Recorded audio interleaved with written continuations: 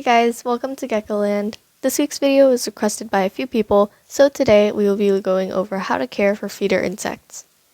I'll be breaking this video into a couple sections, so if you need info from a specific part, you can skip right over to there. Well, now that we have that out of the way, why don't we just get right into the video.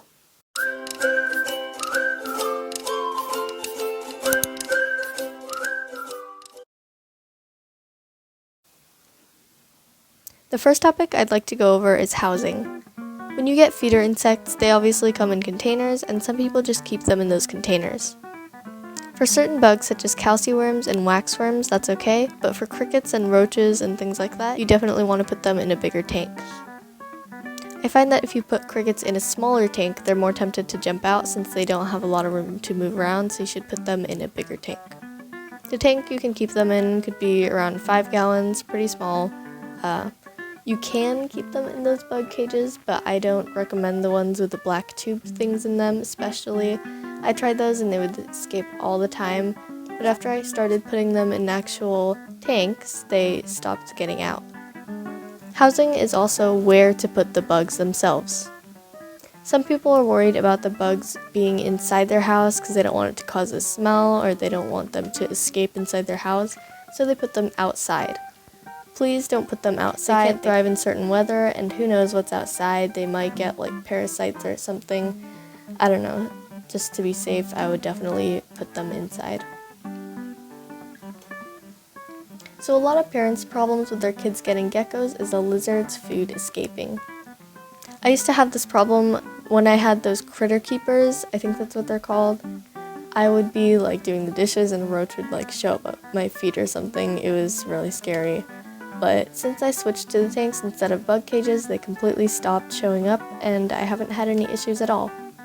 As long as you have a lid, especially for bugs that can fly, then you shouldn't have any problems.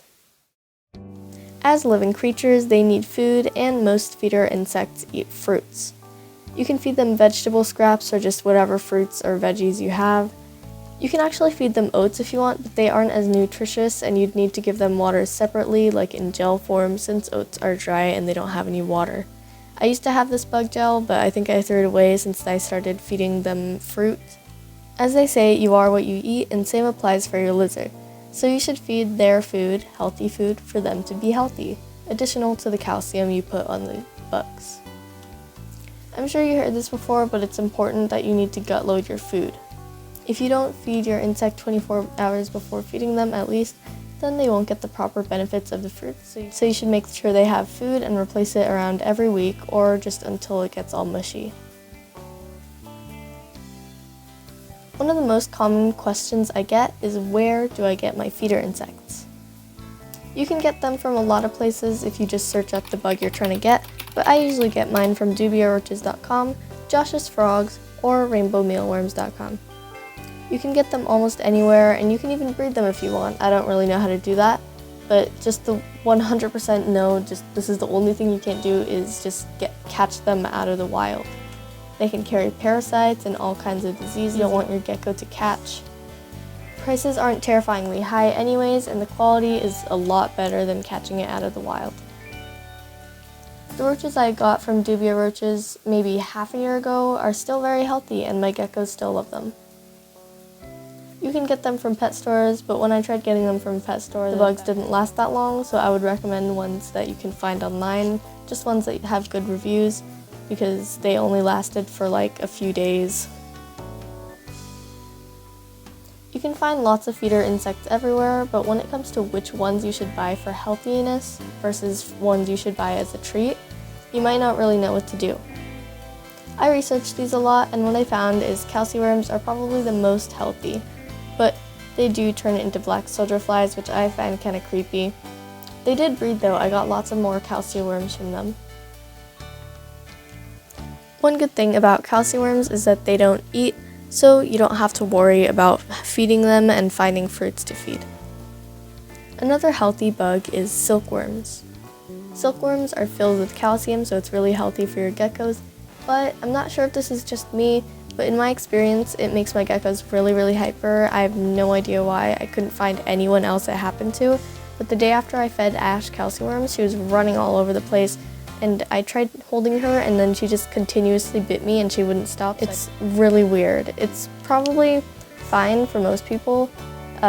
Maybe it's just Ash, maybe she's just crazy, but Now, a personal favorite of mine is dubia roaches. You see me feeding this to my geckos really often as a staple diet because they're really healthy and they run a lot, so it gives your geckos lots of exercise and they last so long, and they're easy to care for. When I say they last long, I'm not even joking. I got my dubia roaches maybe 7 months ago and most of them are still alive somehow. I wanted to check how long they last, and it turns out they can last up to 2 years, so you'll definitely have them for quite a while if you get them from the right place. Now, ones that should definitely be fed as a treat are things like waxworms, superworms, butterworms. I guess hornworms are somewhat considered a treat, and the reason you can't feed these a lot or as a staple diet is because they're really high in fat, and too much fat is unhealthy for your gecko, so it's always good to give them a big variety so they can get lots of different nutrients from different bugs. Maybe you're thinking, what about crickets and mealworms and things like that? Why didn't they mention that? Well, that's because they're kind of in between. Things like those are pretty healthy, but I wouldn't recommend using this as a staple diet. So if you're going to feed these, that's totally fine. You just have to add a little bit more of variety to it. The reason blocking some people from getting a leopard gecko is the fear or disgustingness of bugs. That used to be me, I'm not even gonna lie about that. I had these really long tongs that I picked up the bugs with for the longest time, and now you see me grabbing them with my hands and giving them directly to my lizards. Now, how did I get over that? I started feeding my lizards worms. It might seem weird or random, or it might even be the opposite for some people, but things like roaches and crickets, I could not do. They just had so many legs and they were crawling and they looked like spiders and stuff like that.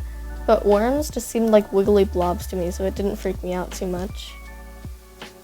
Some people don't like the way worms move, so they prefer ones with legs to start, and that's fine too. I started with tongs, got smaller tongs, and I eventually started using my hands, and I was thinking, well, if it has legs, it's just another bug like worms, so why should it be any different? So I started again with the big tongs, small tongs, and then went to the hands again.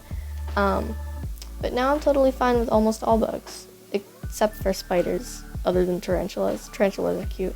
Anyways, that's kind of unrelated, so let's move on to the next topic.